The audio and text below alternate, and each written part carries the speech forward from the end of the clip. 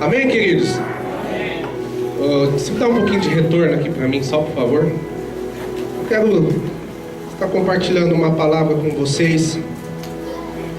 E eu não quero falar nada novo, não é nenhuma revelação nova, mas eu creio que essa palavra ela vai vir de encontro para o seu coração, como veio para o meu coração. Mas antes, feche os seus olhos, vamos orar. Pai querido, Santo Espírito, como é bom estar na sua presença. Não existe lugar melhor do que a tua presença. Pai, nós queremos ser cheio tanto de ti. Nós queremos transbordar da tua presença. Aonde nós chegarmos, Pai, aquele ambiente que for de trevas, nós queremos ser a luz. Nós queremos levar cura aos doentes, aos enfermos. Nós queremos levar liberdade aos cativos. Espírito Santo, vem nos encher com o teu conhecimento agora. Nós abrimos o nosso entendimento para ser cheio da direção que vem do seu trono, Senhor. Pai, que eu diminua e o Senhor cresça e apareça. Pai, que não venha oferecer nada essa noite, mas eu me coloco como um vaso de honra nas suas mãos. Usa-nos, Senhor. Fala como a tua igreja. Que cada um possa ser edificado, cada um possa aqui, Senhor, receber a porção que o Senhor preparou para cada um de nós nessa terça-feira, nesse Tadel. É o que nós, como a tua igreja, oramos em o nome de Jesus. Amém? Amém. Glória a Deus. Eu quero que você olhe para a pessoa que está ao seu lado, fala assim para ela: a sua célula profetiza, porque se ele não tem célula, você já manda a palavra. Fala: a tua célula ela vai crescer muito. Fala assim, ó, se prepara, porque Deus vai te usar muito. Fala assim, Araçatuba vai ficar pequena para você.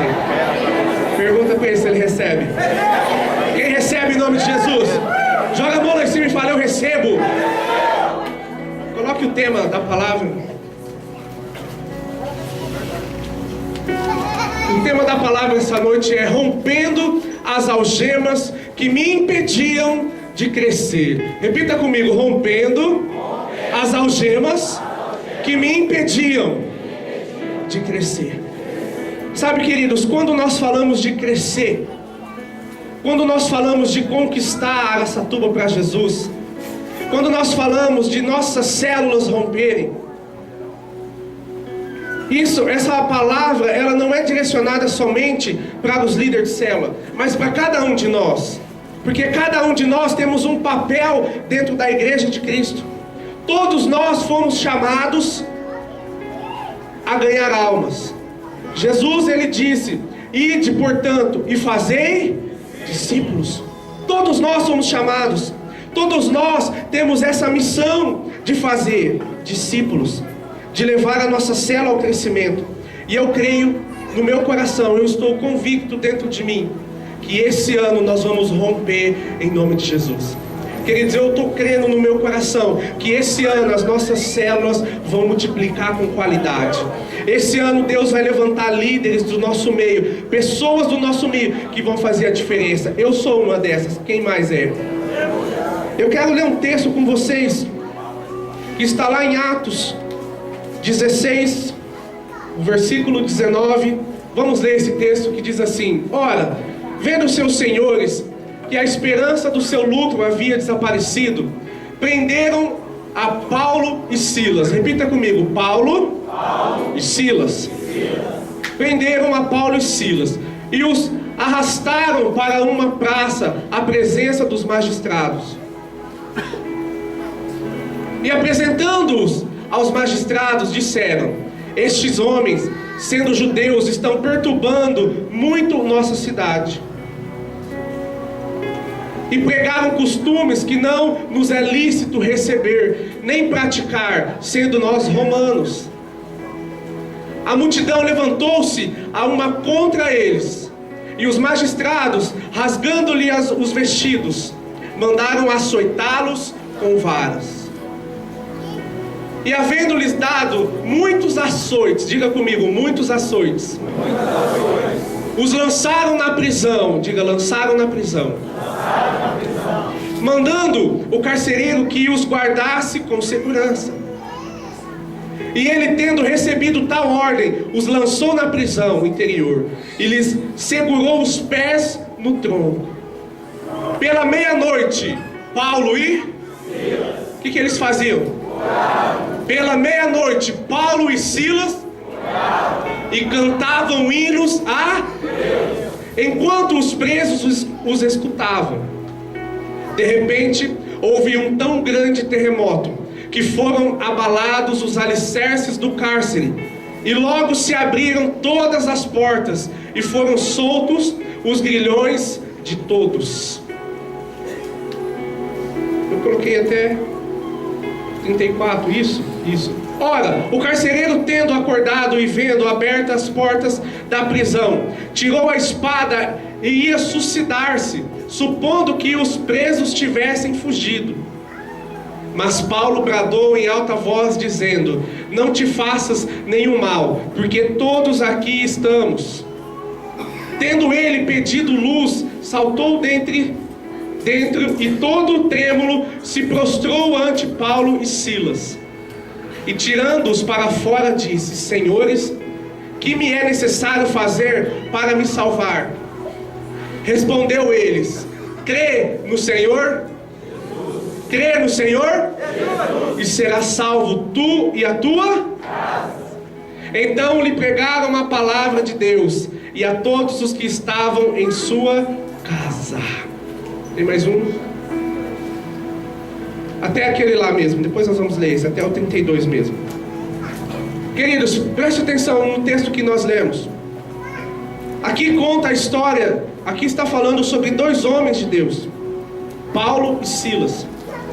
Paulo e Silas estavam numa missão, a missão da qual eles receberam, junto com os apóstolos, a missão da qual Jesus passou: olha, ide pregar o evangelho, ide fazer discípulos.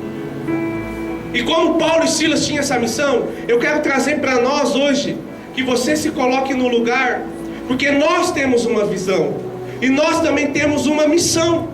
E qual é a nossa missão da nossa igreja local? É ganhar almas, é fazer discípulos. Todos nós queremos ver a nossa célula crescendo, sim ou não? Sim. Cada casal, cada jovem que abriu uma célula na sua casa, abriu com um propósito: de ganhar almas para o reino de Deus. Todo líder, o seu maior sonho é crescer, é ver almas sendo salvas. Todo cristão sadio, o seu maior sonho é ver pessoas se convertendo a Jesus, almas sendo ganhas. Ninguém assume uma célula com a intenção de fechar. Ninguém assume uma célula sabendo que vai entregar. Eu nunca vi alguém assumir uma célula e falar assim: olha, eu estou assumindo essa célula, mas eu sei que eu vou fechar ela.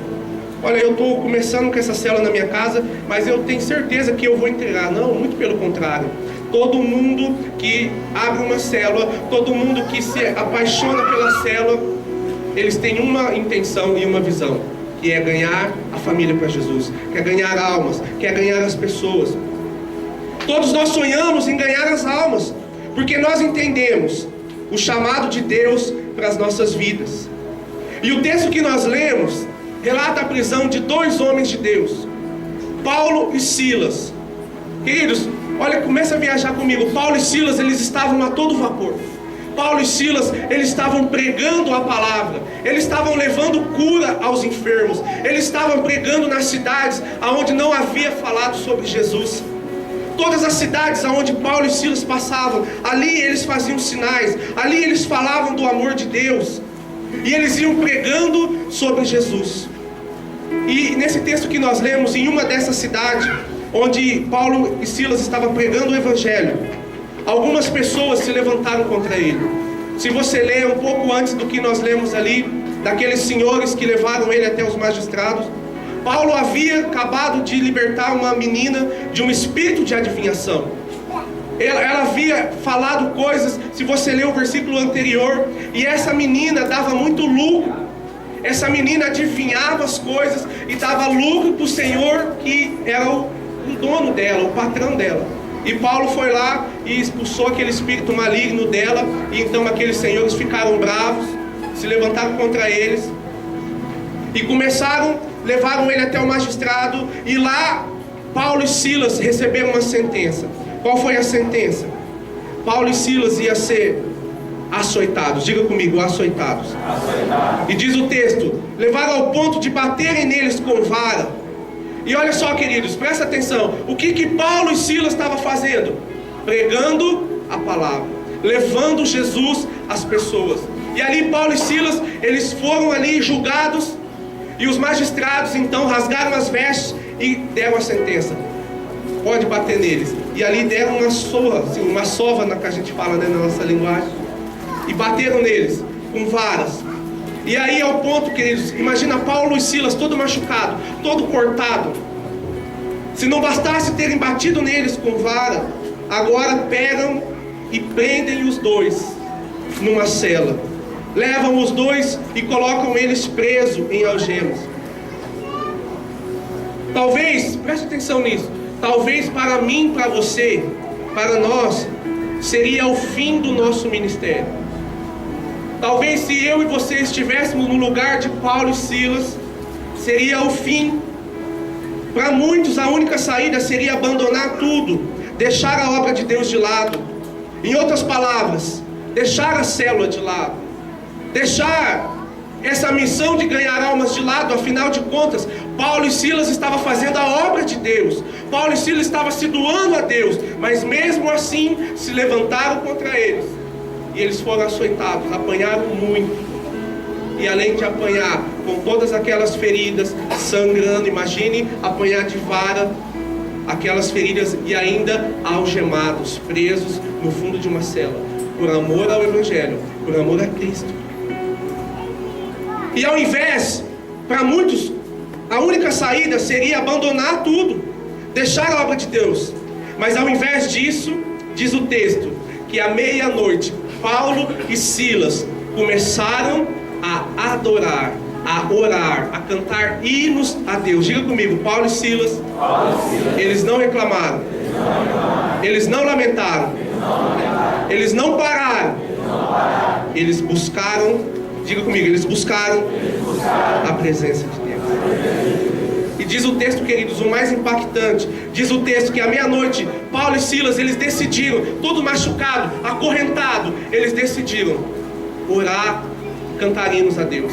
E quando eles estavam ali orando e cantando hinos a Deus, diz o texto que ainda quando estavam orando e adorando a Deus, houve-se um terremoto naquele lugar, e as portas das celas se abriram, e as algemas que estavam sobre eles também caíram por terra, e eles foram libertos.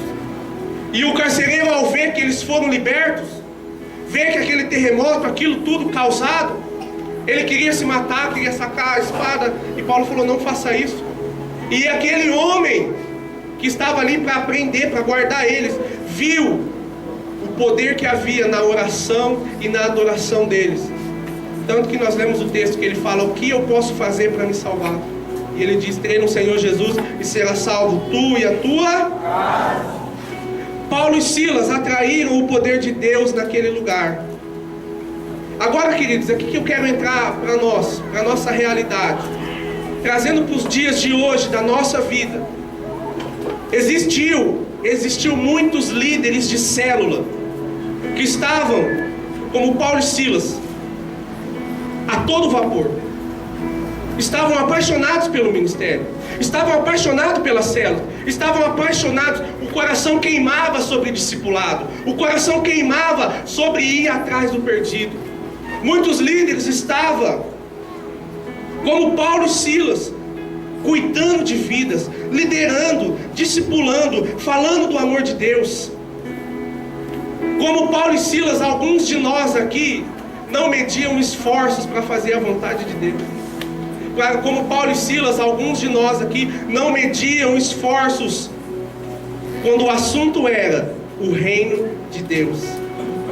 Esses líderes eram tão apaixonados pelas suas células que eles arrumavam as células antes, eles preparavam o lanchinho, eles faziam visita, havia um amor por tudo o que fazia. Eram líderes que não recuavam, líderes que não aceitavam que falasse mal da sua liderança, líderes empenhados nas vendas dos talões, líderes que batiam meta, líderes que, se alguém se levantasse para reclamar, mandavam fogo nessas pessoas, líderes que estavam envolvidos em tudo. O seu maior prazer era cuidar de vidas e discipular. Alguns até atravessavam a cidade para fazer o discipulado. Alguns iam debaixo de chuva, mas não perdiam o discipulado. Amavam fazer visita. Eram pessoas como Paulo e Silas, 100% envolvida com a sua igreja local. Olha para a pessoa que está ao seu lado, fala assim, 100%. Fala assim, você tem que ser 100% envolvido com a sua igreja local. Sabe, queridos, eles estavam a todo vapor. Eles não estavam olhando para eles não estavam olhando para a situação deles. Eles queriam levar o amor de Deus, eles queriam falar de Jesus Cristo, eles queriam falar da obra que Jesus fez na vida deles. E eu quero que você olhe aqui para mim. Quando eu estava montando essa ministração, o Espírito Santo falou muito forte ao meu coração, e eu quero compartilhar com vocês. Eu quero que você preste atenção, que você olhe para dentro de você e veja como que está a sua realidade hoje. Como que você está como um líder de célula, como um cristão. Porque veja bem, queridos, essa palavra não é só para quem é líder, essa palavra é para todos os cristãos. Sabe, queridos, olha aqui para mim. Sabe qual é o que eu mais busco? O que eu mais busco em Deus? Eu oro e falo, Deus, eu não quero ser uma pedra de tropeço na vida de ninguém. Deus, eu não quero ser alguém que por causa de mim, pessoas ao meu redor fiquem desanimadas. Eu não quero ser pessoas que, ao invés de eu levar uma boa nova, eu levo uma tristeza. Porque infelizmente tem líderes que um dia esteve tão envolvido nesse ministério, esteve tão envolvido na presença de Deus, eles não mediam esforços para fazer a vontade de Deus. Mas hoje você chega perto de alguns líderes e sabe o que você ouve? Reclamação, murmuração. Sabe, eu respeito muito, de verdade. Eu sou jovem, eu tenho que aprender muita coisa. O meu pai vai me ensinar muita coisa, meu discipulador. Mas você sabe, às vezes eu respeito alguns líderes mais velhos por respeito. Porque quando eu chego perto e abrem a boca para reclamar, abrem a boca para falar mal, abrem a boca para questionar, dá uma vontade de mandar um fogo e falar assim, vai, vamos falar abençoado. Porque os mais velhos na fé é que tem que edificar os mais novos. Os mais velhos da fé é o que tem mais experiência na igreja. E eles têm que estar mostrando o caminho. Eles têm que ser o primeiro. Olha, estamos aqui, é a guerra, nós vamos para a guerra. Qual é a nossa guerra, queridos? Nós estamos em guerra, sim. A nossa guerra é montar a nossa catedral. E a igreja, sabe, queridos, eu estou falando com muito amor e carinho, porque o Espírito Santo pediu para falar. A igreja tem que estar todos como um exército, pronto para marchar para essa grande guerra. E os mais velhos, com todo respeito e carinho, tem que ser o primeiro a pegar a espada e falar, eu sou o primeiro. E os mais novos vêm me seguindo e aprendendo. Não pode chegar perto e... sabe, uma conversa do diabo? É uma conversa assim, eu já vivi muito, eu já sei muito. Então deixa para os mais novos. Isso é a conversa do diabo, queridos. Olha para o irmão que está ao seu lado, fala, isso é a conversa do cão. Sabe, queridos, não, é um ajudando o outro. É os mais velhos, não, vamos lá, incentivar. Olha, vamos fazer a obra. Pega o mais novo, olha, vamos. Agora você olha e você vê alguns perdendo a visão, perdendo o foco. Dentro da igreja, pais perdendo o foco. Pais que estão brincando. E aí os filhos, eles criam uma certa, assim, uma visão de fantasia, que os filhos vão seguir o caminho de Deus. E aqui, queridos, nesse texto, talvez isso é uma realidade nossa. Com o passar do tempo, muitas lutas e dificuldades. Com o passar do tempo, com os levantes, o inimigo conseguiu colocar algemas em alguns líderes. O inimigo conseguiu pegar alguns líderes preciosos, líderes faca na caveira, com todo respeito, líderes que é para incentivar, pessoas que é para passar a visão, é líder de massa, é líder de uma grande geração, e estão dentro da igreja algemados, não frutificam, não conseguem produzir mais nada. São líderes que estão algemados, não conseguem fazer mais nada. São pessoas que estavam dando muitos frutos, mas pararam no meio do caminho. Eram pessoas, líderes animados, líderes que animavam as massas, líderes que passavam o espírito, mas hoje estão desanimados por causa das lutas, por causa das provas. Células que foram as maiores células que nós já tivemos nessa igreja, células que eram células de você olhar e falar: meu Deus, que célula linda. E hoje você vê os líderes, eles estão algemados, estão como Paulo e Silas estavam presos, não conseguem frutificar, não conseguem sair do lugar. Quais são? Eu coloquei aqui, ó. Quais são os sintomas de um líder que está preso às algemas do diabo? Queridos, eu estou falando de algemas aqui, mas são coisas espirituais, que o diabo muitas vezes nos prende, que o diabo muitas vezes nos cega. Sabe, a maior intenção do diabo para essa geração, sabe qual é? É cegar o entendimento. É cegar o nosso entendimento, é fazer a gente perder tempo com outras coisas, é tirar os nossos olhos do reino de Deus, para que a gente possa ficar focado nas demais coisas. E quais são os sintomas de um líder que está preso nas algemas do diabo? Olhe para o irmão que está ao seu lado, fala assim para ele: isso aqui não é para você não, mas se for, as algemas vão cair por terra hoje. Amém? Em nome de Jesus? Primeiramente para mim, viu, queridos? A palavra está sendo para mim. Então, quais são os sintomas de um líder que está algemado pelo diabo? Primeiro sintoma: esse líder para de gerar frutos. Ele para de gerar frutos. Ele para de produzir. Ele para com tudo. Ele desiste com tudo. Um líder que ele está algemado pelo inferno, pelo diabo, ele para de produzir frutos. Segundo sintomas: em lugar da fé, surgem as murmurações. No lugar das palavras de vida, no lugar da palavra eu consigo, eu posso, eu sou capaz, entra uma palavra: não vai dar, é difícil, eu não vou conseguir. Existem líderes aqui no nosso meio que olham aquele vídeo da catedral bonita e linda, e alguns dizem assim: em nome de Jesus nós vamos chegar lá. Mas tem líderes que não dizem, mas no seu coração fala: ih, falta muito, talão de novo, ixi, é venda disso, é venda daquilo. Sabe, queridos, são pessoas que ao invés de motivar, estão desmotivando. São pessoas que ao invés de pôr para cima, estão colocando para baixo.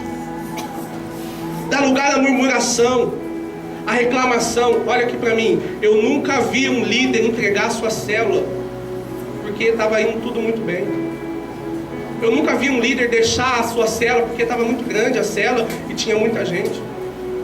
A maioria dos líderes, quando a célula está grande, eles dão glória a Deus, eles dão aleluia. Mas quando passa pelo vale, quando acontece alguma rachadura, quando acontece algo e a célula dá uma diminuída, a primeira coisa que eles querem fazer é entregar a célula, é abrir mão da célula, é falar: não, eu acho que não é mais meu tempo, eu não quero mais.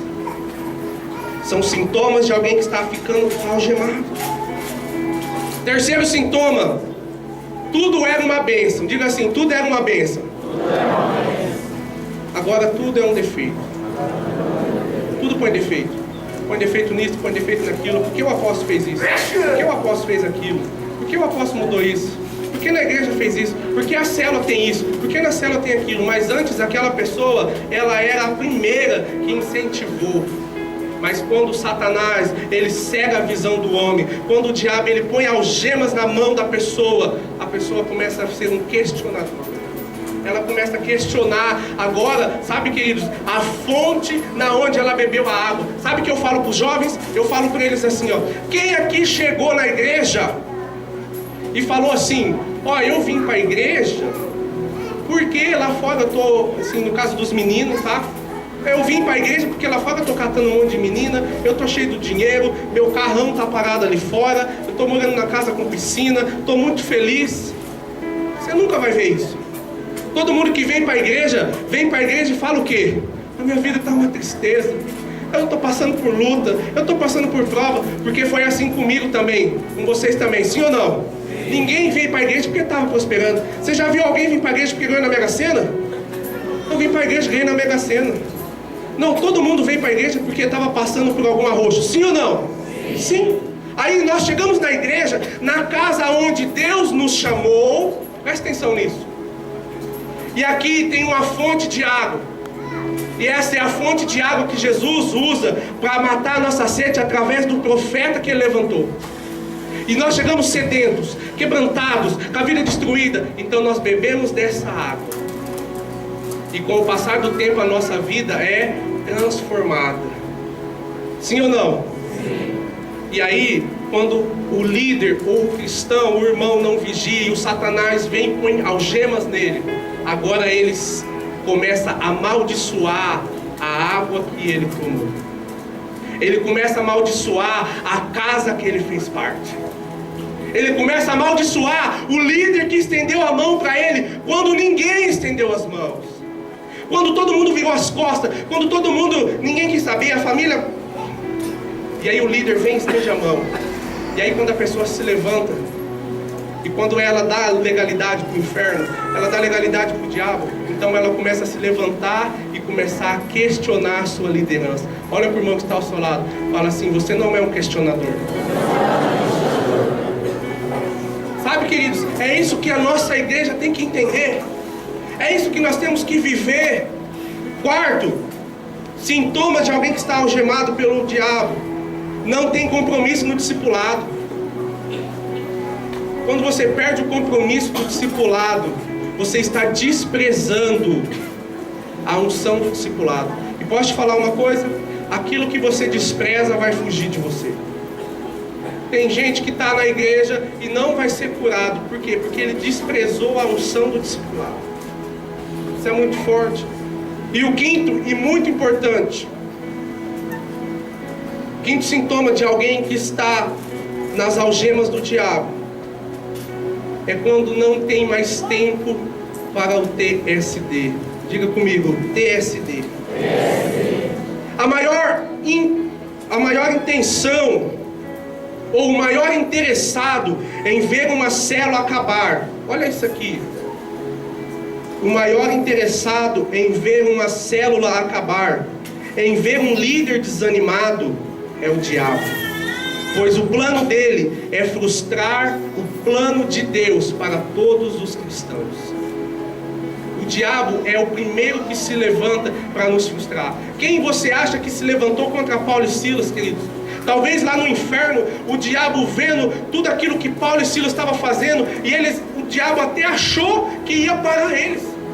O diabo talvez até pensou: olha, conseguimos, além de apanhar, aprendemos. Mas aqui que vem a revelação profunda do que eu quero falar essa noite com você também. Como quebrar as algemas do diabo? Aquilo que nos impede de crescer. E só tem um jeito de você começar a partir de hoje a quebrar todas as algemas do diabo na sua vida. Só tem um jeito de, a partir de hoje, você começar a viver um crescimento. E eu não estou falando só na sua célula, mas um crescimento geral. Quantos querem crescer geral? Vida financeira, vida sentimental, vida amorosa. Quantos querem crescer, prosperar no trabalho? Quantos querem em nome de Jesus? Olha aqui, queridos, a situação que Paulo e Silas estavam. Eles tinham tudo para desistir, sim ou não? Sim. Parecia o fim, sim ou não? Sim. Olha o que diz o versículo 25. Pela meia-noite, Paulo e Silas oravam e cantavam hinos a Deus. Quando uma pessoa, um cristão, ele decide que ele vai orar, que ele vai buscar a Deus, que ele vai fazer o seu TSD todos os dias, as portas do inferno, os grilhões do inferno, as algemas do diabo não resistem a esse líder. Olha o que diz um grande avivalista inglês, Samuel Church. Ele diz assim: a maior preocupação do diabo é afastar os cristãos da oração. Ele não teme os estudos, não teme o trabalho e nem a religião daqueles que não oram. Ele ri da nossa labuta, zomba da nossa sabedoria, mas só que ele treme quando nós oramos. Olha para o irmão que está do seu lado, fala assim: você quer fazer o diabo tremer? Fala, você quer fazer o diabo soltar a sua vida? Comece a orar. Fala para ele, comece a buscar a Deus.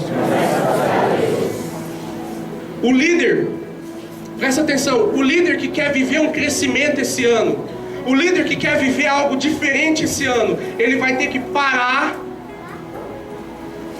olhar a vida dele e falar: aonde está encaixando o meu tempo sozinho com Deus? Aonde está encaixando o meu momento de oração? Sabe, no meu projeto de vida para esse ano, a primeira coisa que eu coloquei no meu projeto de vida foi que esse ano eu quero gastar muito tempo, e não é gastar, é investir tempo sozinho com Deus. Eu quero tirar muito tempo de TSD, porque eu entendi, queridos, que fazer a obra de Deus pela força do nosso braço a gente não consegue. Mudar a vida das pessoas a gente não consegue. Por mais que você discipule, por mais que eu discipule, nós não vamos mudar ninguém. Quem vai mudar é o Espírito Santo. Quem é que convence a pessoa do pecado? É o Espírito.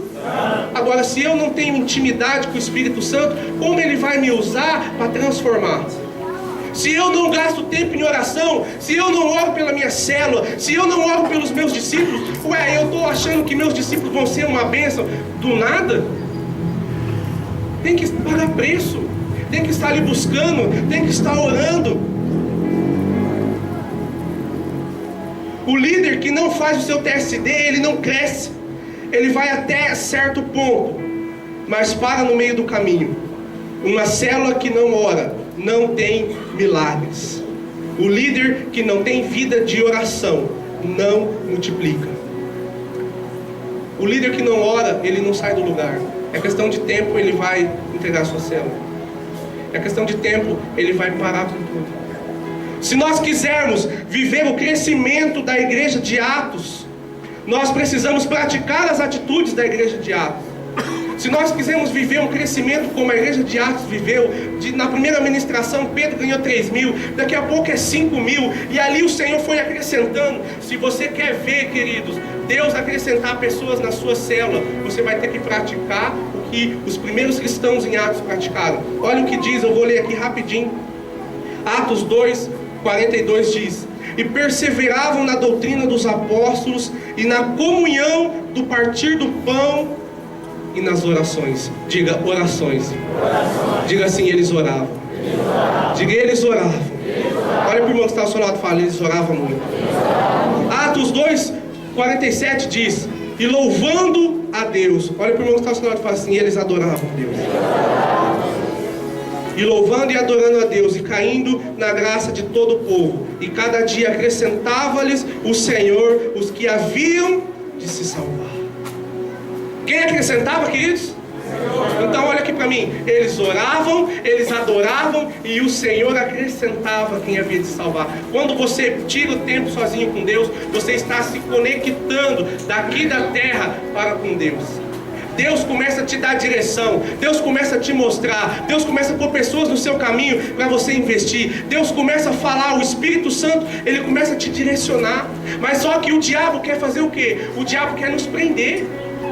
O diabo quer fazer que o líder gaste muito tempo assistindo da Atena, passa muito tempo assistindo jornal e não tira tempo com Deus. Ele sabe tudo do acontecimento, sabe que lá no Rio de Janeiro invadiram, sabe que morreu não sei quem, sabe de tudo, mas ele não sabe da promessa que tem para ele na Bíblia. Por quê? Ele não lê. E como esse líder vai frutificar? Como esse líder, ele vai levar vida, se ele mesmo não tem vida? Mas hoje, em nome de Jesus, todas as algemas que havia no nosso meio vai ser quebrada em nome de Jesus. Queridos, eu estou convicto, eu estou assim, sabe, um fogo dentro de mim. Esse ano é o ano do nosso crescimento. Esse ano é o ano que nós vamos arrebentar em todas as áreas. Nós não vamos crescer só na questão de almas, mas nós vamos crescer em todas as áreas da nossa vida. Quem recebe? Mas, queridos, nós precisamos ser como Paulo e Silas. Nós precisamos orar, nós precisamos adorar. E eu não vou aprofundar sobre oração, falar mais sobre oração, mas eu quero só falar um outro versículo para você. Mateus 21:22, que diz assim, coloque para nós, Mateus 21:22, Diz assim: e tudo que na... O que acontece? Quem recebe em nome de Jesus? Ué, mas eu quero multiplicar a minha célula, como eu faço? Olha. Eu quero ganhar almas, como eu faço? Olha. Eu quero uma porta de emprego, o que eu faço? Eu quero um aumento de serviço, aumento de salário, o que eu faço? Eu quero ser curado, o que eu faço? Põe de novo aqui: tudo o que pedirdes na... crendo. Por isso que Paulo e Silas não desesperou. Eles tinham tanta convicção dentro deles que o Deus que eles serviam, que quando eles estavam lá machucados, quando eles estavam lá, podia estar reclamando, chorando, eles falaram: vamos orar, vamos adorar. E quando você ora, quando você adora, abre uma conexão entre você e Deus, e você é cheio da presença de Deus. Quantos querem ser cheios dessa presença? Não vou vacilar, não vou temer, vou crer. Ó Deus, abre a